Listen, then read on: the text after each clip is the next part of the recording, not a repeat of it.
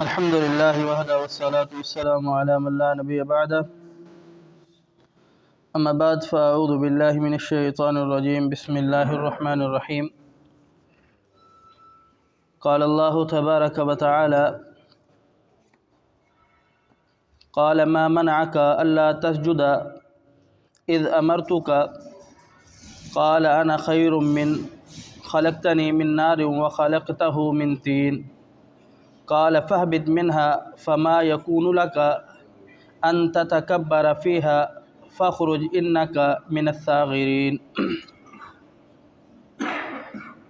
قال اللہ رب العالمین نے فرمایا ما منعک الا تسجد اذ امرتک، شیطان مردود ابلیس سے پوچھا تجھے کس چیز نے روکا کہ تو نے سجدہ نہیں کیا جبکہ تجھے میں نے حکم دیا تھا۔ قال انا خیر من، تو وہ کہنے لگا کہ میں اس سے بہتر ہوں، خلقتنی من نار وخلقتہ من طین، تو نے مجھے آگ سے پیدا کیا اور اسے مٹی سے پیدا کیا۔ قال فاهبط منها فما يكون لك ان تتكبر فيها فاخرج انك من الصاغرين۔ تو اللہ رب العالمین نے بیان فرمایا انکار کرنے والے، تکبر کرنے والوں کے لیے یہ جگہ نہیں ہے، یعنی جنت، یہاں سے نکل جا، انک من الصاغرین، تو دھتکارے جانے والوں میں سے ہے۔ گزشتہ آیات میں آپ حضرات نے سماعت فرمایا کہ اللہ رب العالمین نے ابلیس کو حکم دیا کہ اللہ رب العالمین نے جب جناب آدم علیہ السلام کی تخلیق کی، پیدا کیا تو اس سے سجدہ کرو، تمام فرشتوں کو حکم دیا۔ بعض لوگ کہتے ہیں کہ فرشتہ تو ابلیس ہے نہیں، یہ تو جن ہے، تو یہ تو الگ مخلوق ہے۔ تو جہاں اتنا اللہ رب العالمین نے اس کی وضاحت کر دی تو اس کا مطلب یہ ہے کہ اللہ رب العالمین نے خصوصی طور پر ابلیس کو بھی حکم دیا کہ تو جناب آدم علیہ السلام کو سجدہ کر، اس نے نہیں کیا، اللہ رب العالمین کی نافرمانی کی۔ سجدہ کیوں نہیں کیا؟ انکار اس وجہ سے کیا کہ میں بہتر ہوں، یعنی تکبر کی وجہ سے۔ آج سے پہلے آپ دیکھیں یہودی ہو، نصرانی ہو، مجوسی ہو، عیسائی ہو، کرسچن ہو، یہ لوگ جو ہے یہ رسول اللہ صلی اللہ علیہ وسلم کی اتباع کیوں نہیں کرتے تھے، پیروی کیوں نہیں کرتے تھے؟ کہ جانتے نہیں تھے، انہیں علم نہیں تھا، موجود پتہ نہیں تھا ان کو۔ یہ اچھی طریقے سے دین کو بھی جانتے تھے، اللہ رب العالمین کی شریعت کو بھی جانتے پہچانتے تھے، اور آپ علیہ السلام کی تمام صفات کو اچھی طریقے جانتے تھے۔ آپ علیہ السلام کے متعلق اللہ رب العالمین بیان فرماتا ہے اس طریقے پہچانتے تھے جیسے کوئی بڑے مجمع کے اندر اپنے سگے بیٹے کو کوئی پہچان لے۔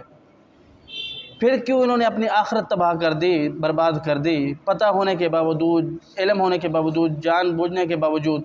صرف اور صرف تکبر کی خاطر۔ پیغمبر علیہ السلام محمد رسول اللہ صلی اللہ علیہ وسلم ہماری قوم میں سے کیوں نہیں آئے؟ اس تکبر کی وجہ سے انہوں نے اپنی آخرت برباد کر دی، اور ابلیس نے بھی یہی کیا تھا کہ اپنی آخرت برباد کی تکبر کی وجہ سے کہ میں آدم علیہ السلام کو سجدہ کیوں کروں۔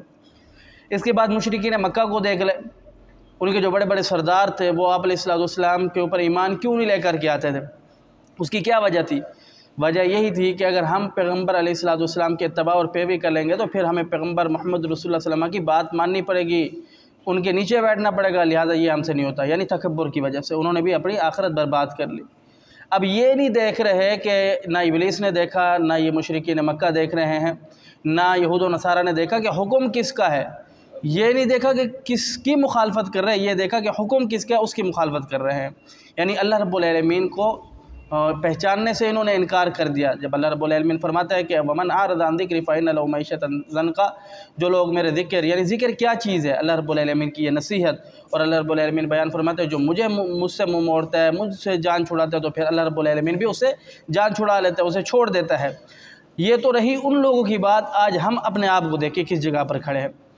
ہمارے اندر بھی ایسے لوگ ہیں جو صرف اپنے مذہب، اپنے دین کو تقویت دینے کی خاطر نام ہم لیتے ہیں لا الہ الا اللہ، پیچھے آپ نے سنا ہم لا الہ الا اللہ پڑھ لینا کافی نہیں ہے،